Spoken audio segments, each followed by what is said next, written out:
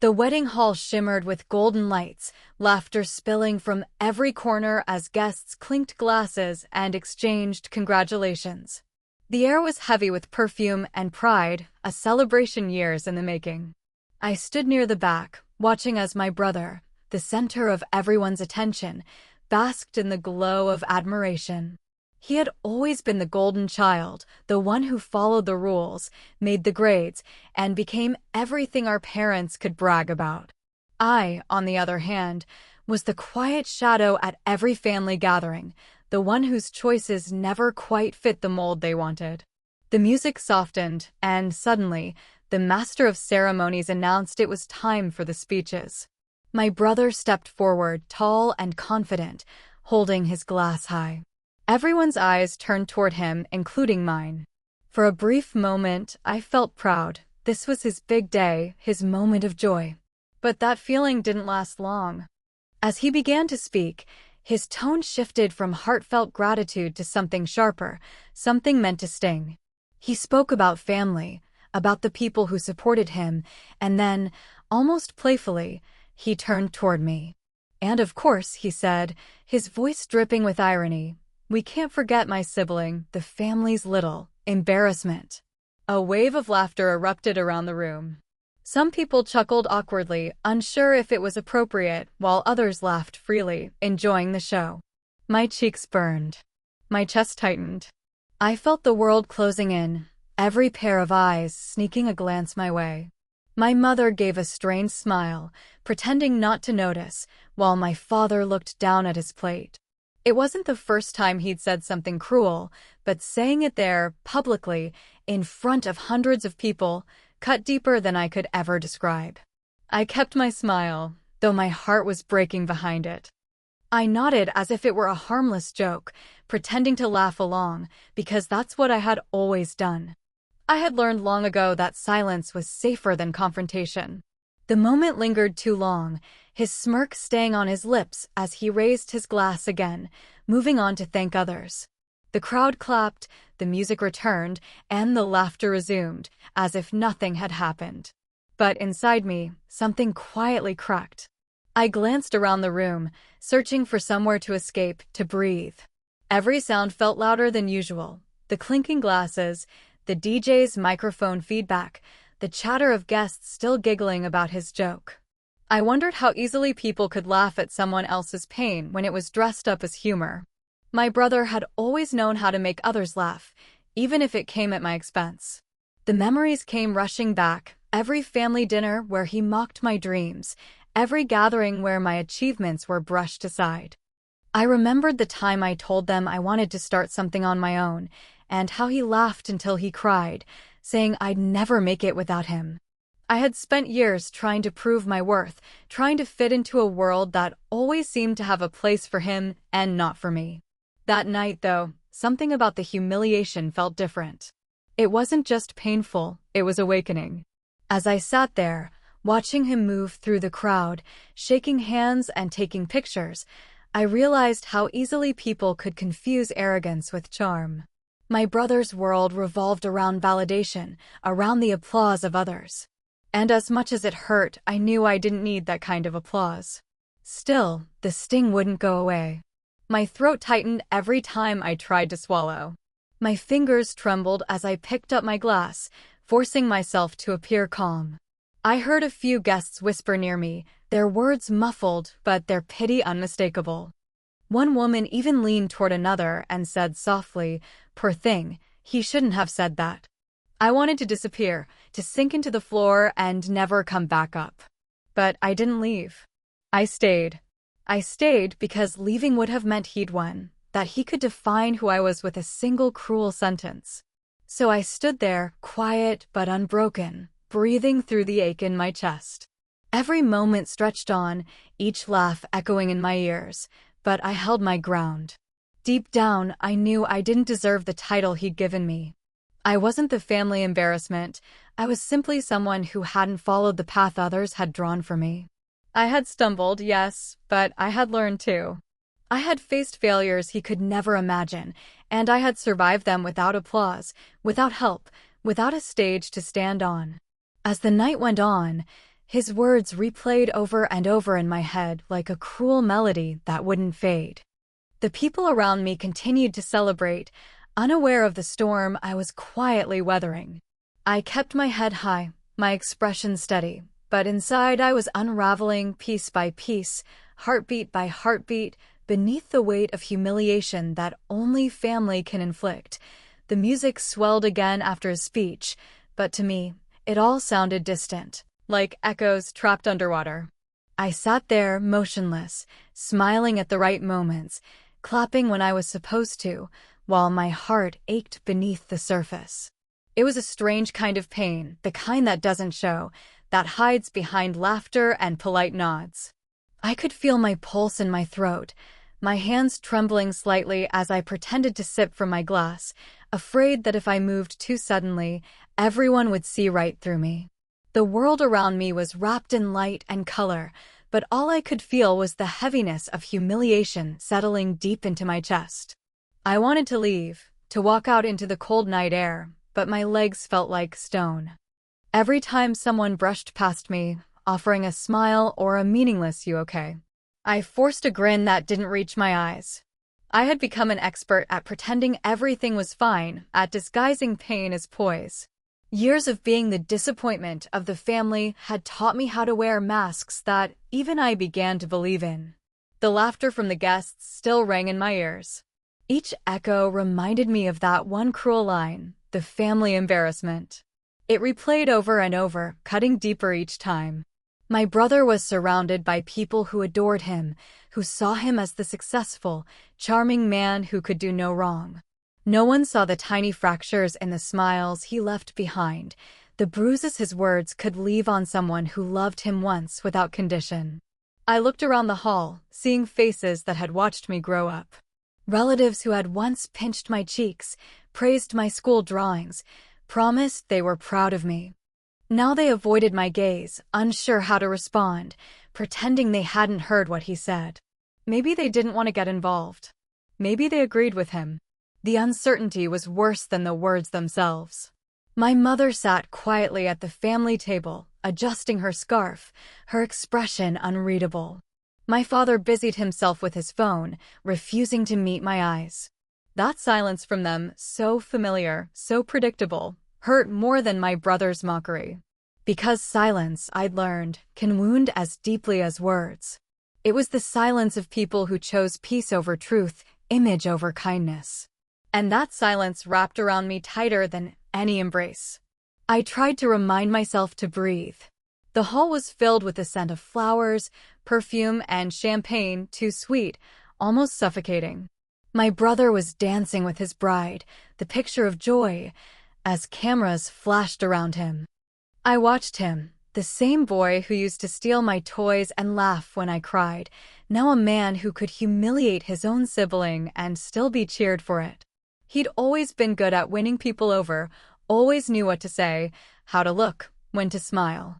And me, I had always been the quiet one, the one who never fought back, who thought love meant forgiveness without boundaries.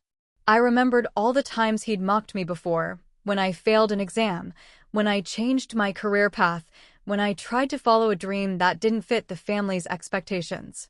He'd laughed then too, saying I'd never get anywhere with my silly ideas. I used to shrug it off, thinking he didn't mean it. But tonight, there was no mistaking it. The cruelty was deliberate, and the laughter of others made it real. Inside, I felt something shift. The pain didn't fade, it deepened, but it began to change shape. It wasn't just hurt anymore, it was disappointment, not just in him, but in myself. Because even after all the times he'd torn me down, I still loved him. I still came to his wedding. I still clapped for him, supported him, showed up when no one else did. And this was the reward: humiliation dressed up as humor, mockery disguised as affection. As the music played and the guests danced, I sat at my table, lost in the rhythm of my own heartbeat. It felt like I was fading into the background again, invisible to everyone except the pain sitting quietly inside me. My eyes blurred for a moment, but I blinked quickly, refusing to let tears fall. Crying here would give his words more power, and I wasn't going to let him see that. So I smiled again, That same hollow smile I'd worn my whole life, the one people always mistook for strength. Somewhere deep down, beneath the layers of hurt, I wondered if he even realized what he'd done, or if he'd ever see the weight of his words. But I knew better than to expect remorse. My brother had always believed that his success gave him the right to judge others. To him, failure wasn't just weakness, it was shameful, something to be mocked and controlled. And in his eyes, I was the living symbol of everything he never wanted to be. The night carried on, the laughter rising again, the music louder than before. The world seemed to move without me, and I sat still, caught between wanting to vanish and wanting to scream. My heart felt heavy, yet empty all at once. The pain was quiet now, not sharp, but dull and steady, like a constant reminder that I didn't belong in the story he was writing about our family. The night carried on, but something in the air began to shift. The toasts had ended, and the guests moved freely across the hall, laughter blending with the soft hum of music. I was still sitting at my table, pretending to check my phone, trying to disappear into the noise. Every so often, someone passed by with a kind smile, but no one stopped long enough to see through me.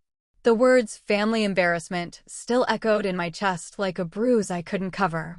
I felt invisible and exposed all at once, stuck between anger and silence, when suddenly the master of ceremonies took the microphone again, announcing the entrance of the best man. The crowd clapped and cheered, turning toward the side of the stage as a tall figure made his way through the guests. I barely looked up at first. I didn't care who he was or what speech he was about to make. I just wanted the night to be over. But then I heard the murmur of surprise ripple through a few nearby tables. Something about the room felt different. The music dimmed, and his voice, calm yet commanding, filled the space as he greeted the newlyweds. His tone was confident but warm, the kind of voice that drew attention without demanding it. I lifted my head, and for a moment, our eyes met across the hall.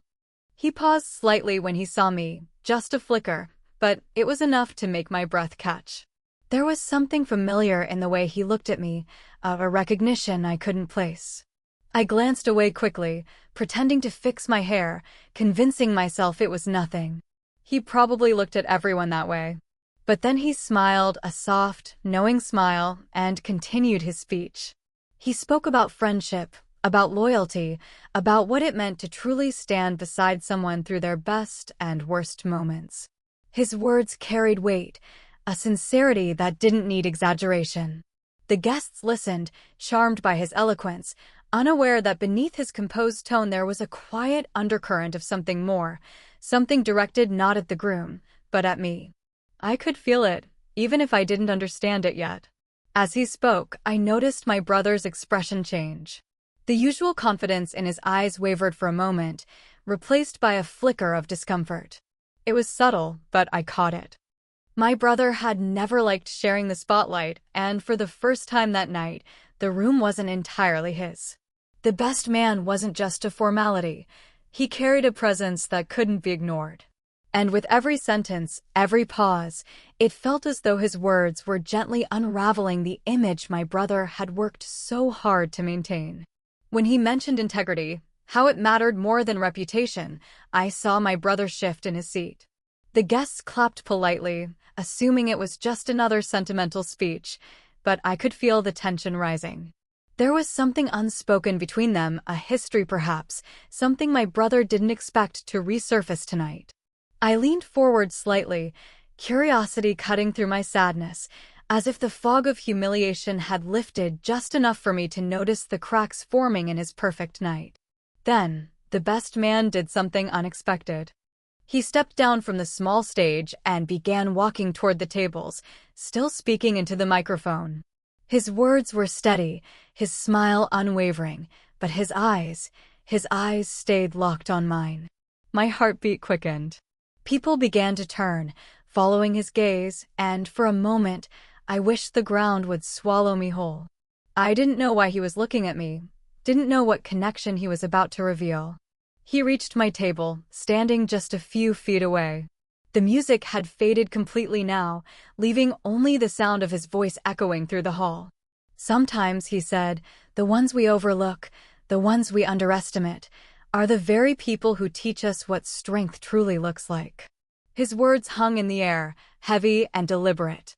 I felt every pair of eyes turn toward me again, but this time, it wasn't mockery I saw. It was confusion, curiosity, and something like respect. My brother's smile froze. He tried to laugh it off, to make a comment, but the best man raised a hand slightly, silencing him with effortless grace. The air grew thick with unspoken tension. Then, without hesitation, the best man turned to me and introduced himself, not as a stranger, but as someone who had known me long before this night. His voice softened as he said my name, as if it held meaning beyond this hall, beyond the labels my family had given me. I could barely breathe. The crowd was whispering now, trying to piece together the connection. My brother's face had lost its color. The best man smiled again, but this time it was different. A quiet smile meant only for me. In that moment, something inside me shifted. I felt the humiliation begin to melt away, replaced by a strange, unfamiliar warmth. For the first time that evening, I didn't feel small. I didn't feel like the embarrassment he'd named me. I felt seen, completely, unexpectedly seen. The moment stretched on, the silence between us louder than any music. My brother tried to regain control of the room, but the power had already shifted. All eyes were no longer on him. They were on the man who had just changed the tone of the entire evening with a few simple words and the weight of truth behind them. For a few seconds, the room stood still, wrapped in an uneasy silence that felt almost electric. The best man's introduction had shifted the entire energy of the hall. My brother, who had owned the night until that moment, sat frozen in place, his practiced smile beginning to tremble at the corners. I could feel every heartbeat in my chest, each one echoing louder than the music that had just stopped. The best man still stood near my table, the microphone loosely in his hand, his expression calm but deliberate, as if he had waited for this moment to arrive. He began to speak again, his voice low but steady, carrying through the hall with effortless authority. He spoke about respect, about how some people chase appearances while others build quiet strength behind the scenes. His words weren't sharp, but they cut deep in the way truth often does. The guests exchanged glances, unsure whether to keep smiling or to listen more closely. Every sentence felt layered, polite enough to fit a wedding speech, but weighted with a meaning that everyone could sense, but few could name. Then he turned toward me once more, this time stepping closer, lowering his voice slightly. He told a story about someone he once met years ago. Someone who had been laughed at for daring to dream differently, someone who had been told they weren't good enough, someone who had stood alone and yet refused to break. His tone was warm, sincere, but it carried something personal, almost protective. I could feel my throat tighten as I realized who he was talking about. The whispers started again, soft ripples spreading through the tables. Guests began to lean toward one another, piecing together what was happening. I caught sight of my mother's eyes widening, my father shifting uncomfortably, my brother's jaw tightening as if the walls he'd built around his pride were beginning to crack. I wanted to look away, to hide from the attention, but I couldn't. The best man's words anchored me in place.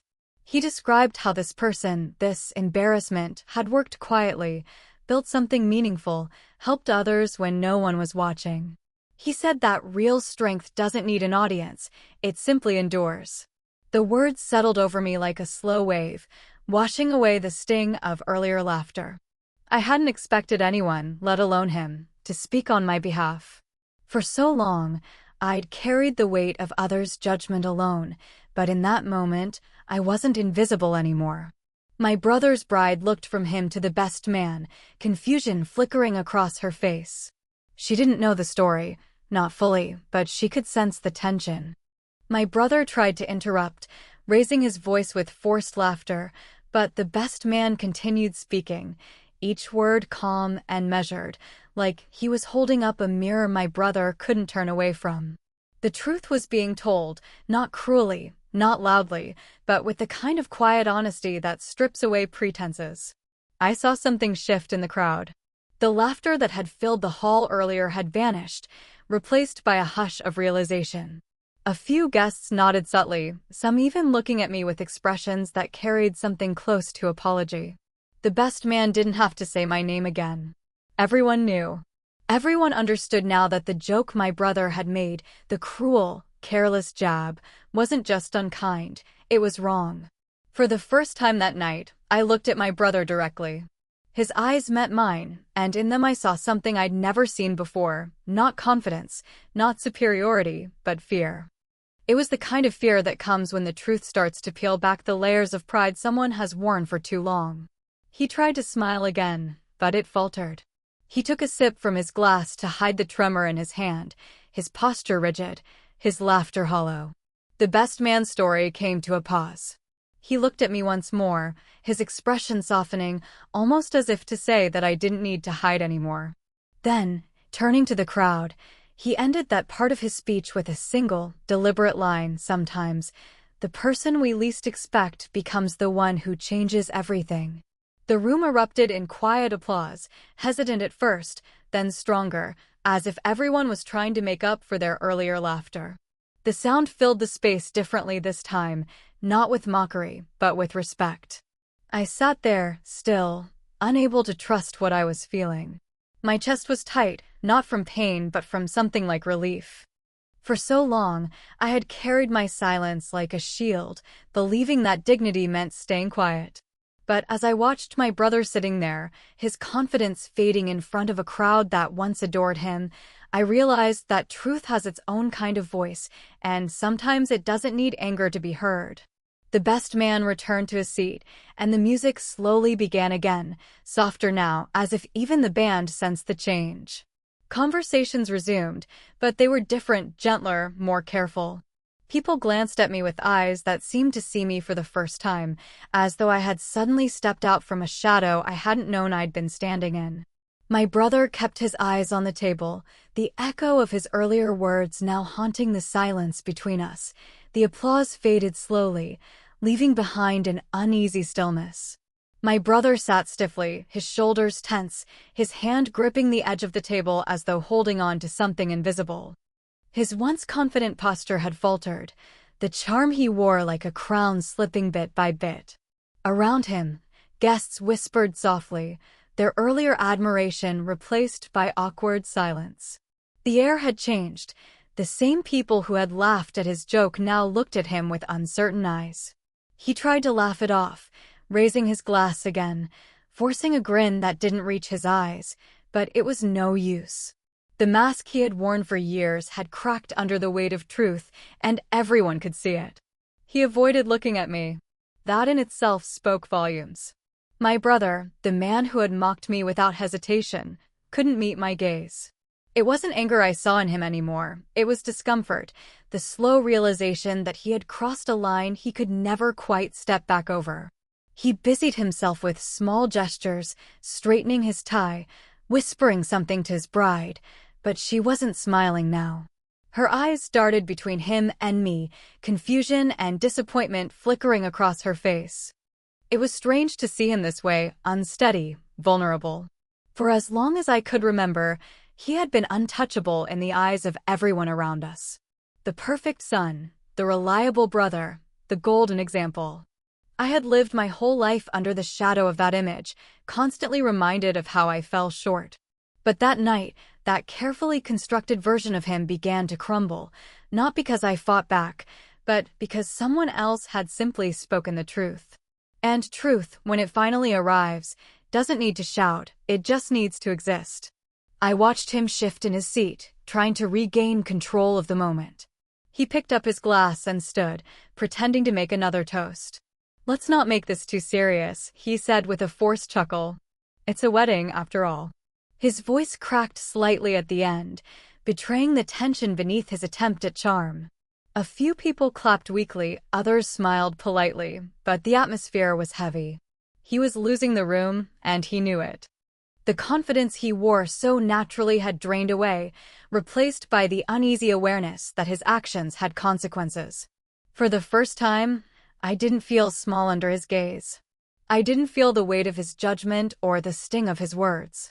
I felt something entirely different: pity. Not the cruel kind, but the kind that comes from seeing someone trapped by their own pride. I realized that his cruelty had never really been about me.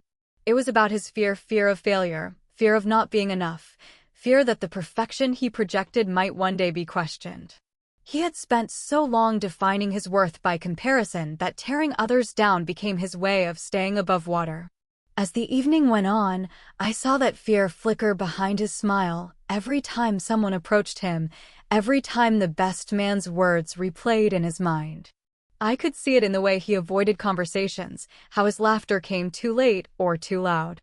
He had always believed that power came from being admired, but now he was learning that respect could vanish just as quickly as applause fades. My parents sat in uneasy silence.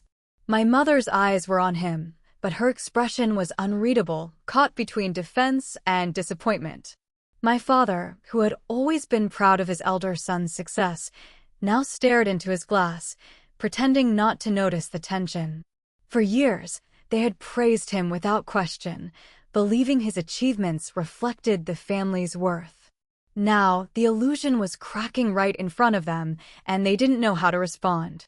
The best man had returned to his seat, quiet and composed, but the echo of his speech still lingered in the room. It was a quiet reminder that people remember how you make others feel more than what you claim to be. My brother, for once, was on the receiving end of the discomfort he had so often caused. And though I didn't take any joy in watching him struggle, there was a strange sense of balance in it, a silent justice that required no words. As the evening stretched on, the distance between us grew wider, even though we sat only a few tables apart. He avoided me entirely, pretending to be busy with guests, though most of them were now more interested in polite conversation than flattery. The confidence he once wore like armor had turned into something fragile, something easily broken by a single look. I could feel his regret even from across the room, not the kind that comes from empathy, but the kind that comes from exposure. He regretted being seen for who he really was. I remembered all the times I had tried to reach him before, all the years I had believed that one day he would understand, that he would see me as more than a disappointment. But maybe this was how he had to learn, not through confrontation, but through reflection. People like him rarely change through words, they change when their own reflection becomes unbearable. And that night, surrounded by the people he had tried to impress, my brother was forced to look at himself for the first time without the comfort of applause. The lights around the hall seemed dimmer now, the music softer, the laughter more careful. My brother sat in silence, no longer the center of attention but just another guest at his own celebration. The irony wasn't lost on me. The same stage he had used to humiliate me had become the place where his own pride began to unravel, thread by thread. The night eventually settled into a quiet rhythm, the chaos of earlier moments fading into a hum of soft conversation and clinking glasses. The band played a slower tune now, something tender and distant, as though even the music sensed the weight that lingered in the air. I sat there, still in the same seat where everything had begun, watching the people who had once laughed at me now glance in my direction with hesitant smiles. They didn't know what to say, and maybe that was for the best. There were no words that could undo the sting of what had happened or the strange peace that had followed. The best man's words still echoed in my head, softer now, but no less powerful. I thought about how one simple truth, spoken with quiet conviction, could shift the balance of everything. I had spent years trying to defend myself, trying to prove that I was enough, that I wasn't the failure everyone thought I was. And yet, in one evening, without a single word from me, that truth had finally surfaced on its own. I didn't need to fight anymore. My silence, the one I had once mistaken for weakness, had become my greatest strength. I watched my brother from across the room. He sat slouched in his chair, surrounded by the remains of his celebration, half-finished drinks, wilting flowers, laughter that no longer sounded sincere. His bride spoke softly to him, her hand resting gently on his arm, but even from a distance I could see the discomfort in her eyes. She had married the man she thought was charming and composed, But tonight she had seen another side of him, the part that thrived on mockery and control. It was a truth she couldn't unsee. My brother's shoulders sagged slightly as if the weight of his own actions had finally begun to settle. There was no apology, no words exchanged between us, but his silence spoke volumes. I could see the regret flicker across his face every time our eyes accidentally met. Not necessarily regret for what he had said, but for the image he had shattered. He had built his identity on being admired, on being the one others looked up to. Now, with one speech and a few honest truths, that image had cracked.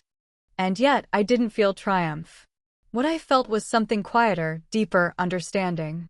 The anger I'd carried for so long had begun to dissolve, replaced by a strange calm. I realized that this moment wasn't about revenge or justice. It was about release. For years, I had let his opinions define my worth. Every cruel joke, every comparison, every dismissive look had shaped how I saw myself. But tonight, under the soft glow of fading lights, I felt that power slip from his grasp and return to mine. The guests had started to leave, one by one, their polite goodbyes echoing through the hall. Some stopped by my table, offering kind words that felt awkward but genuine. A few even apologized for laughing earlier, their faces flushed with shame. I nodded politely, accepting their gestures without resentment. They weren't the enemy, they were just people who had gone along with the loudest voice in the room. It's easy to laugh when you don't realize someone else is bleeding inside. When the hall began to empty, I stepped outside for a moment. The night air was cool against my skin, the scent of rain hanging in the distance. The quiet felt like a gift after all the noise. I looked up at the sky, the stars faint but steady, and let out a slow breath I hadn't realized I'd been holding. It was strange how something as simple as silence could feel like healing. A few minutes later, the best man joined me. He didn't say much at first. He just stood beside me, hands in his pockets, eyes fixed on the same dark horizon. Then, in a voice barely above a whisper, he said, "You didn't deserve that." I turned to him, unsure how to respond. He smiled faintly, not the kind of smile that sought attention, but one that carried quiet respect. There was no pity in his eyes, only recognition, the kind that comes from someone who understands what it's like to be underestimated. For a moment, we stood there in silence, the distant sounds of laughter fading behind us. I didn't thank him. I didn't need to. He hadn't spoken for gratitude. He had spoken because it was right. That realization made me feel lighter somehow, like I had finally stepped out of a shadow I didn't know I was still standing in. When I finally walked back inside, my brother was standing near the entrance, talking quietly to his bride. He looked at me for a long moment, his expression uncertain. There was something different in his eyes, something softer, though not yet humble. He opened his mouth slightly, as if to say something, but no words came. I gave a small nod, not of forgiveness, but of understanding, and kept walking. He didn't stop me. He just stood there, his pride stripped away, left only with the reflection of what he had done. The night ended not with noise or confrontation, but with quiet acceptance. The humiliation that once burned inside me had turned into strength, not loud or vengeful, but steady and calm. I realized that sometimes dignity doesn't come from winning arguments or proving others wrong. It comes from standing tall when others expect you to fall, from choosing silence not because you are weak, but because you know your worth doesn't need defending anymore.